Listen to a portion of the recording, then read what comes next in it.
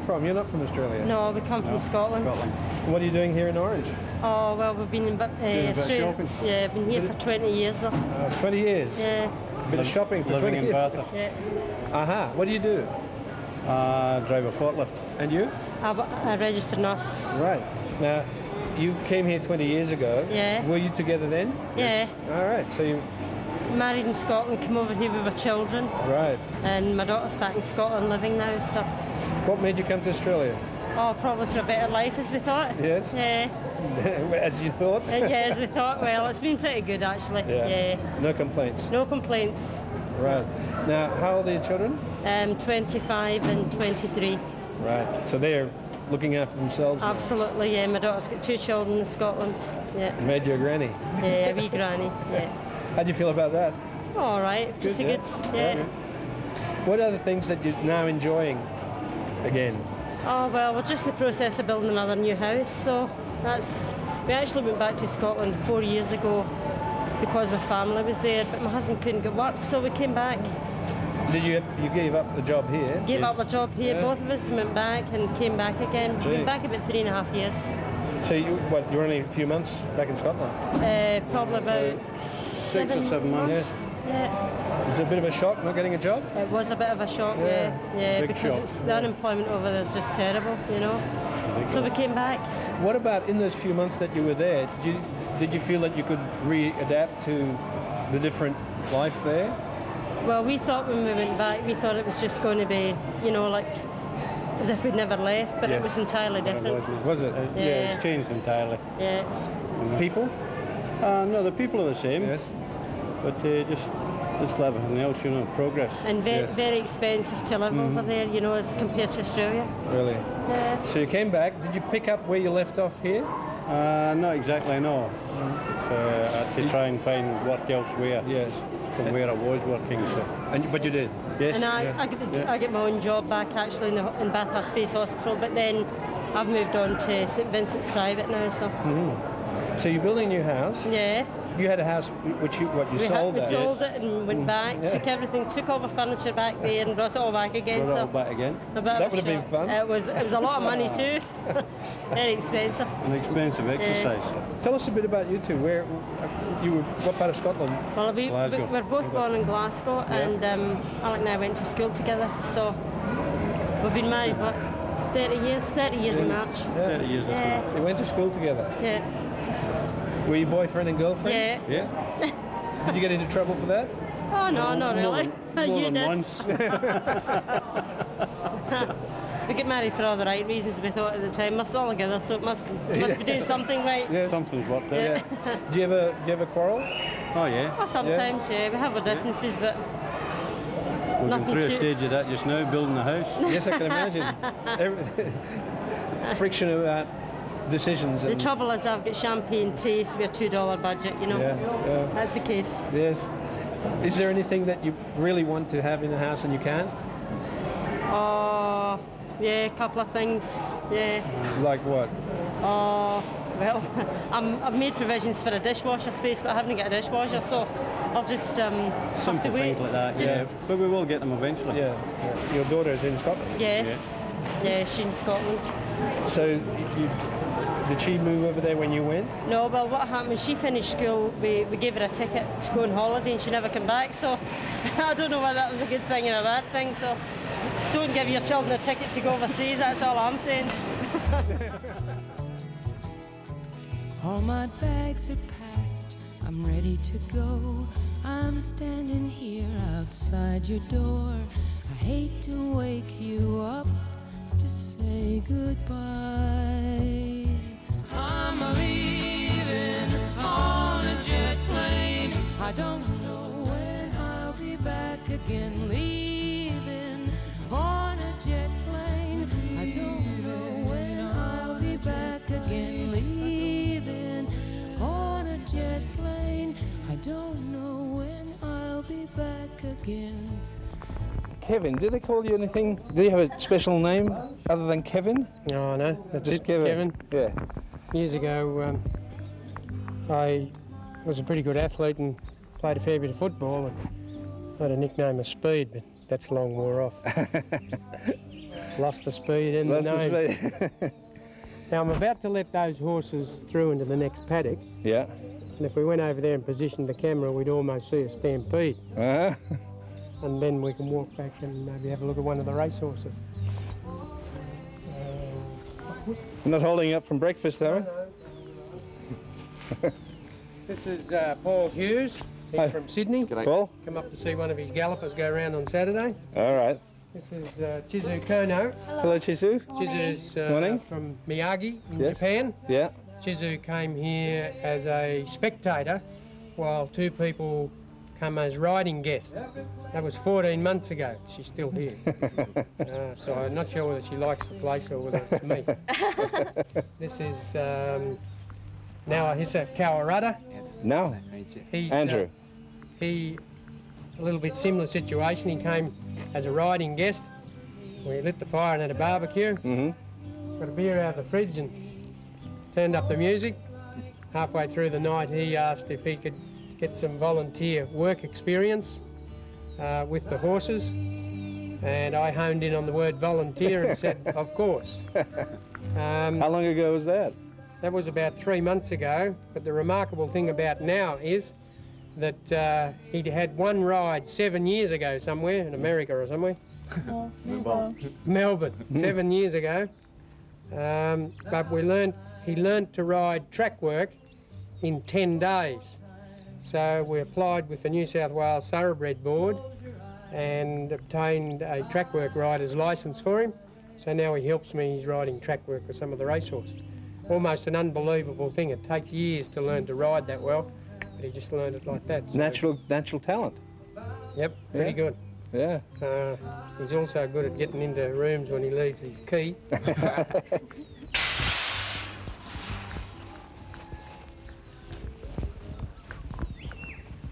Which way we go? We just through here. Yep. So you got how many horses? You got. I've got 15 riding horses that range from pony size up to full size thoroughbreds, because we get a wide variety of people, variety of riding skills amongst the people who come. And So is it your livelihood? it's a hobby business. Hobby business. So what else do you I'm a do? horse enthusiast and have been for a number of years. And after training racehorses for a number of years and riding in the picnic races, I then, my son became interested in pony club, so I bought a pony for him to ride, and then friends, children got a bit more interested, so we bought another one or two, and next thing we had half a dozen, and then some local people asked if we could take their brother's girlfriend out, and that sort of caused us to expand. And then we got involved with the Tourist Information Corporation down here, and now we take on all comers. So we've had people from all over the world and all varieties in riding skills, and so we acquired a few more horses and bought a bit more equipment. You say it's a hobby business. What's the other? What else do you do? I have a floor cleaning contract with a supermarket, so I go to work of a night and then get up and do this stuff during the day. Every time I complain about it, my wife says, "Oh yes, but you love it." So I guess I do. Is your wife around? She's a school teacher, All right. so she's at school. Right. And my son, he's 11 at school, but he's a bit of a horse enthusiast. Notice that your apprentices are pretty good with the whips. Did you teach them? Yeah, we've coached this girl up to the level where she's the resident ladies whip cracking champion of Reed's Flat. The Reed's Flat's a pretty big place, as most people know. It's between here and Crookwell. Yeah. And there was people come out of the hills everywhere up there. Yeah. And so another funny story. I had my son and my nephew, who are both pretty good. They're 11, and we went out, had our lunch, got the whips out for them to have a bit of a practice, and they were more interested in something else. Chizu came out sort of interested, so in frustration, I said, "Here, you have a go." So, much to our surprise, she was pretty good at it. Mm-hmm. So then I taught her a little bit of a routine in about 3 or 4 minutes, and again, so surprised that I nominated her for the Ladies Open, and even more surprised when she got up and won it. Meet the local farmers' wives and daughters and all sorts of things. Give us a demonstration. Well, she got 2 whips, 2 balanced whips, and she didn't bring the other one. Well, we can do that back over there. All right, okay. While we're walking back, Shizu, where are you from? I'm from Miyagi. Miyagi is about 300 kilometers from Tokyo to north. Yes. And when you first came here, you came here for a holiday? Yes, Yeah. work holiday. Yeah. But you like it? You like it too much to go back? Yeah. I love horses. I love horses now. Yes. And working with Kevin. Yes. And like Kaula. Did you ever have anything to do with horses before in Japan? No. Never ride. Yeah. Never touch. Obviously, you're a convert. Yeah, she's an architect by trade.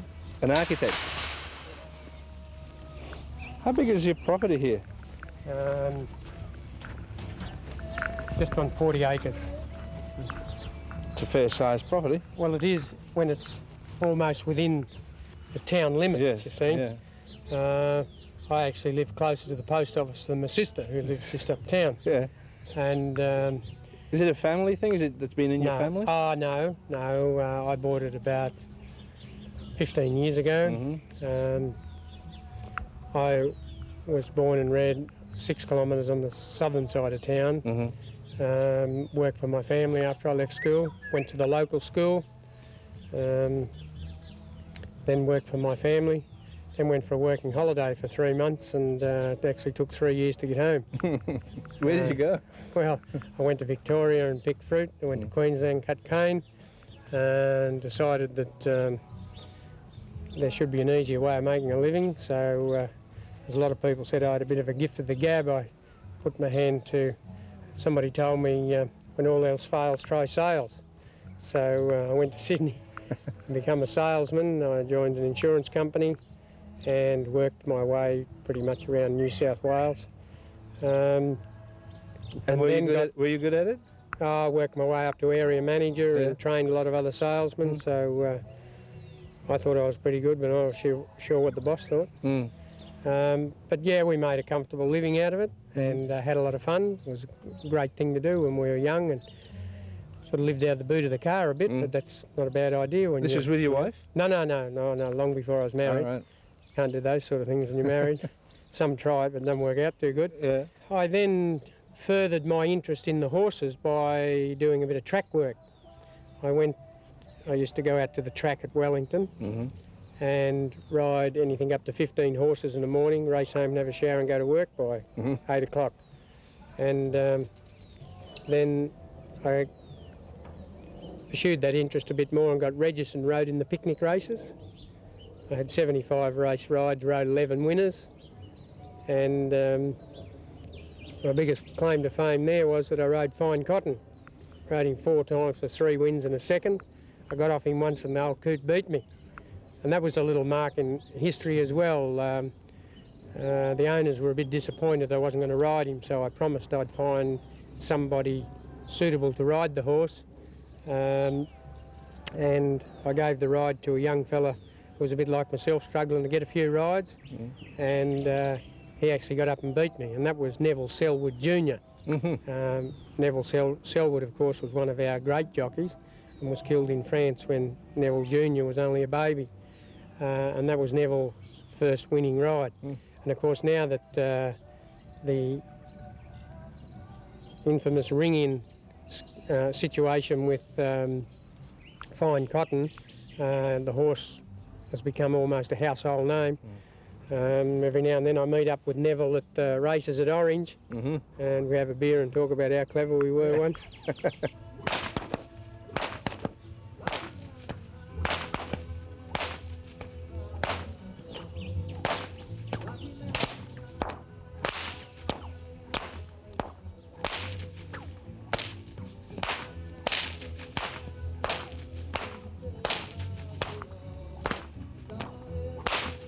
Very good.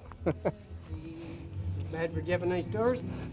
Not bad for a Japanese tourist. If she goes home with 12 to 15 months experience, Australian, New Zealand experience, particularly in the racing team, the racing industry in Japan is expanding pretty rapidly, and they're pretty short on people who are actually capable. Yeah. Because if you've got a racehorse worth a couple of $100,000, you can't make a mistake and let it go down the street. Yeah. You've got to be able to control it. Yeah. And just because they're worth a lot of money doesn't make them any easier to control than the others. So you've got to know what you're doing. And this situation here suits their learning curve because this is not a big operation. I've got a lot of experience and I'm interested in learning their language for my son's benefit. So I speak slowly, and which makes it more easy for them to understand, and I correct their English and they help teach me Japanese. What do you mean for your son's sake? Well, I just thought if Todd left university with a degree of some description and could speak 2 languages, it must open a few more doors. Right. And so there's a number of things here, like if I wanted now to open the gate, I'd say, Mama akate kudasai, open the gate please. Now when Todd's here and I speak in Japanese and they speak back, he's got to learn it or he's not in the circle. And actually when you think about how we learned English, it was the same. Yeah. We just grew up and copied and learnt, and then you go to school and learn what it's all about. But you learn to speak English before you learn what it's about. So I just thought if Todd got a bit of a running start, and not only that, if he's involved with other people, he should grow up without any racial prejudices whatsoever. Because I'm fortunate, I never had any other than ordinary upbringing, but I don't have any prejudices towards anybody of any description. So I just thought it would be a good thing if Todd was the same. So if he grew up without any racial prejudices, had a university degree and could speak 2 languages, I'd find it a bit easier than what I did.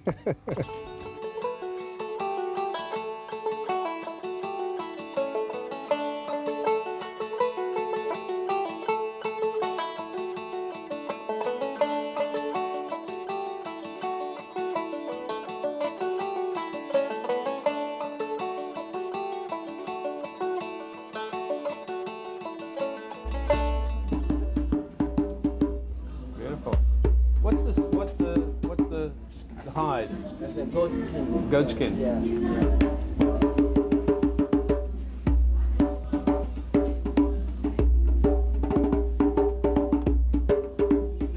Beautiful. What about that little one? It's different sound. That's a gear hide.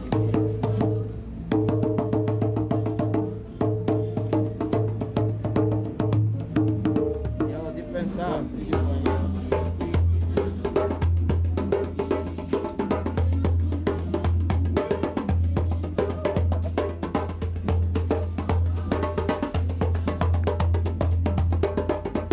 Are these things, you made them here, yes? The drums are, yes, Yeah, I do, you made them here. Where are you from? I'm from Ghana, from Ghana. West Africa. Did you make any in Ghana? Yes. Yeah? Yes, I did, yeah. Are you a professional drum maker? Well, I'll say yes. I teach people how to play these drums here in Perth. Yeah. So I'll say Professional? yes. But I mean, what I mean is, I know you're professional, but the people you teach, are they professional drummers? Some or? of them are professional. They're already in a band and that. Yes. And I also held beginners classes here Yes. for people who actually never sort of played these drums before. Yeah. Right. Were you always a musician? Well, I grew up with this sort of thing. So in back home, we take this as a, in Ghana, it's something that we do every day. Yes. We don't call it profession, but it's everybody. Yeah, everybody does it. Everybody does it. But when you leave Ghana and come here, you become part of your life. How long ago did you leave Ghana? Well, I've been here over 10 years now in Australia. So. And why did you leave? Why? A lot of reasons. Yeah, just to see how the other end of the world looks like and all that. Yeah. That's basically why I left. Yeah. Are you happy that you left? Yeah. I'm happy I'm in Australia actually. Yes. Because it's Did you come straight here? yeah. I came here. Yeah. Whereabouts in Ghana are you from? From a place in Kumasi, but I grew up in Accra. Accra, yeah. And your parents? Yeah, all in Ghana. They're still there? Mom passed away, but dad's still there. So Do yeah. you have brothers and sisters? Yes, they are still there. Yeah. So you're the only one that came here? Yeah, at the moment, yeah. What did they say when you told them you're going to Australia? Oh, it's a long way, they say. It's a long way, but they always know there's going to be, it's a good country. So when you arrived here, what happened? What was the first thing that you did? Travel a bit. Hmm? Travel a bit, and yeah. Did you find it easy to make a life for yourself here? Well, I thought, it's nice to adjust in here, because of back in Ghana, people speak also sort of like English, so it's easier to sort of adjust myself. It's not Australian, but it's English. Yeah, well, it's similar, Yeah. I'll Yes. say, not Australian. But Did you know anybody here? No, when I was coming, yeah. No. Yeah, So you but- just landed in Perth? In Perth, got into a lot of things, got married and all sort of things. And then, How quickly did you get married? Oh, not very quick. I think after I've been here for over a year or so, got married. And who was... but it sounded like it's in the past. It's in the past, yeah, because, yeah. What happened to your wife? What happened to her? Oh, well, we sort of found out we were not suitable for each other, so, that's after a few years in the track. Yeah. Was she from Ghana? No, she was from Perth, yeah. All right. Yeah, so, And how did you meet her? through mutual friend. Yeah. Was it a whirlwind romance? You got married? Yeah. It's funny, yeah. Did you? So you told your parents? Was your mum still alive then? No. It's passed. So you rang home and said, Oh, yeah. "I'm getting married, Dad." Yeah, and they all sort of felt happy about it. Yes. Yeah. So, What do you call your father? What do you call your father? Papa. Papa. Yeah. Papa, yeah. And what was he? What did he do? Was he a musician? Well, he was more like a musician, also a farmer. He was a bit of everything, really. Cabinet maker, a plumber, everything you had. Clever man. Well, he was sort of handyman. Yes. Really, yeah. Yes. He could, do everything. And you're obviously a handyman, making things yourself. Well, I like working with my hands. Yes. That's basically what got me into this. Yes. I really enjoy working with my hands, so Yes. I'm more like, also I'll say handyman as well. Yeah. Yeah. What's your favorite instrument? Oh, the drum. I'll show you my drum. That one. Yes, this one here. That's your own private. That's that's it. What's the hide? That's the same. It's a goat hide, Yes. and that's all carved out of one piece of wood that I've made myself. And I do all the string work here. Yeah. Yeah. So Is that a traditional Ghanaian? it's mainly West African instrument, really. In terms of the way you've done it, I mean. Yeah. That's what I would say. Yeah, traditional, because you see the cloth I put on Yes. here is a kente cloth, which is all handmade. It's Yeah. all hand woven from Yes. Ghana. So I just put it there just to decorate it, just to give it a Right. bit of look. Good Yeah. look. So you hang it around your neck with that. This one comes. I put this on so that the drum you can play it standing up. So this one comes around my waist. Oh, I see. I put it around my waist here, Right. so that you can put your hand on it. Yeah.